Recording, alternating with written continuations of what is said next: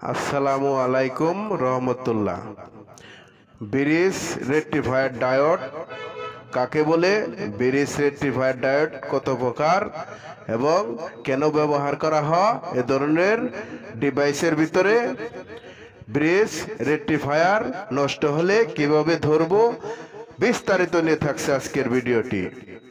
তাই ধৈর্য সহকারে ভিডিওটি সম্পূর্ণ দেখার অনুরোধ রইল। আমরা যেহেতু ব্যাটারি চালিত ইলেকট্রিক গাড়ির কাজ করে থাকি, তাই আজ আপনাদেরকে দেখাবো ব্যাটারি চার্জ করার যে চার্জারটা রয়েছে, এই চার্জারের ভিতরে ব্রিজ রেকটিফায়ার ডায়োড কোথায় ব্যবহার করা হয় এবং কেন ব্যবহার করা হয়, বিস্তারিত নিয়ে থাকছে আজকের ভিডিওটি। এটাই হচ্ছে ব্রিজ রেকটিফায়ার ডায়োড। এই ব্রিজ রেকটিফায়ারের ডায়োডের এক প্রান্তে পজিটিভ, অপর প্রান্তে নেগেটিভ, মাঝখানে দুইটা এসি লাইন, অর্থাৎ এখানে আরেকটি ব্রিজ রেকটিফায়ার ডায়োড আপনারা দেখতে পাচ্ছেন।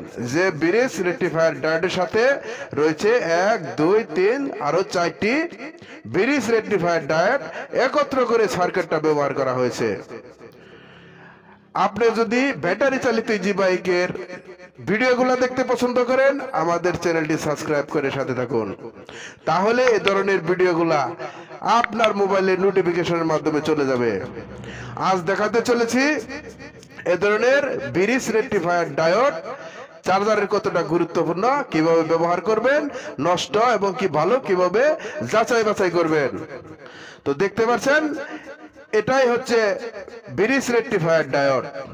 এই ব্রিজ রেকটিফায়ার ডায়োড যখন এ ধরনের একটা কয়েলের ভিতরে এসি লাইন থেকে ডিসিতে কনভার্ট হয়ে থাকে, এই ডিসিতে দুইটি তারে যে কারেন্টটা এসে থাকে সেটাই হচ্ছে এসি কারেন্ট, এটা কিন্তু ডিসি না। এই কারেন্টটাকে ডিসিতে, খালি ডিসিতে রূপান্তরিত করতে, অর্থাৎ সঠিক ডিসিতে রূপান্তরিত করতে, খাঁটি ডিসিতে রূপান্তরিত করার জন্য এ ধরনের ব্রিজ রেকটিফায়ার ডায়োড ব্যবহার করা হয়ে থাকে।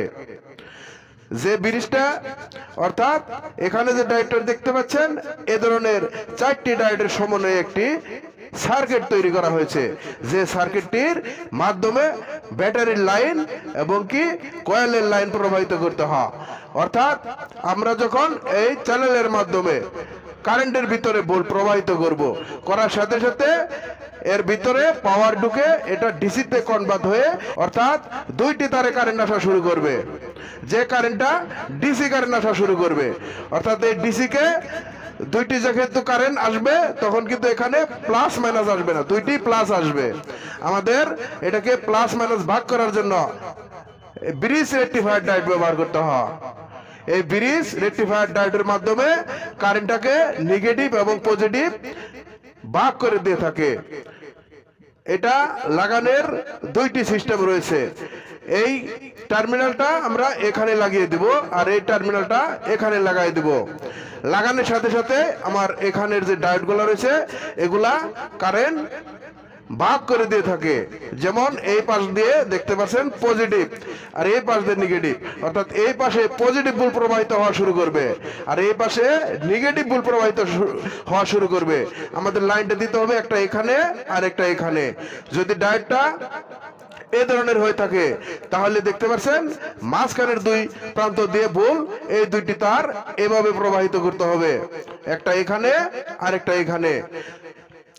যখন আমরা এই ডিসির মোটা দুইটি তার এখান দিয়ে প্রবাহিত করব, সাথে সাথে এই ডায়োডের মাধ্যমে, অর্থাৎ ব্রিজ রেকটিফায়ার ডায়োডের মাধ্যমে দেখতে পাচ্ছেন এখানে প্লাস মাইনাস লেখা রয়েছে, এই মাইনাসে নেগেটিভ কারেন্ট প্রবাহিত করবে আর এই প্লাসে পজিটিভ কারেন্ট প্রবাহিত করবে।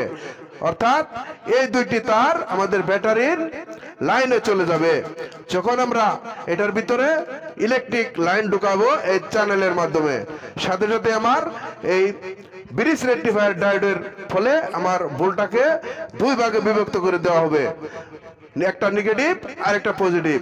যদি কখনো নেগেটিভ পজিটিভ উল্টা হয়ে যায় লাগানোর সময়, অবশ্যই এই রেকটিফায়ার ডায়োড সমস্যা হয়ে থাকে। এখন আপনাদেরকে বলেছিলাম এই রেকটিফায়ার ডায়োড কিভাবে পরীক্ষা করে দেখবো। তো দেখতে পাচ্ছেন আমার হাতে একটা রেকটিফায়ার ডায়োড রয়েছে, ব্রিজ রেকটিফায়ার ডায়োড। এটা আমরা ডিজিটাল মিটার দিয়ে পরীক্ষা করব।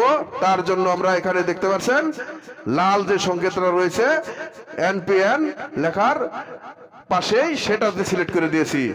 তো এটা ডিজিটাল মিটার দিয়ে মাপার জন্য পজিটিভ এর নেগেটিভ ধরতে হবে।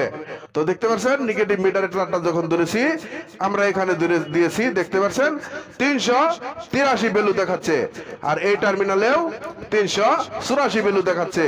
অর্থাৎ এই পাশের 1 2 তেমন কোনো কিছু যায় আসে না। দেখতে পাচ্ছেন এখানে যখন আমরা পজিটিভটা ধরবো এখানেও একটা ভ্যালু দেখাচ্ছে, অর্থাৎ এই রেকটিফায়ারটা ঠিক আছে, কোনো সমস্যা নাই। আর যদি থাকতো তাহলে শর্ট দেখাতো।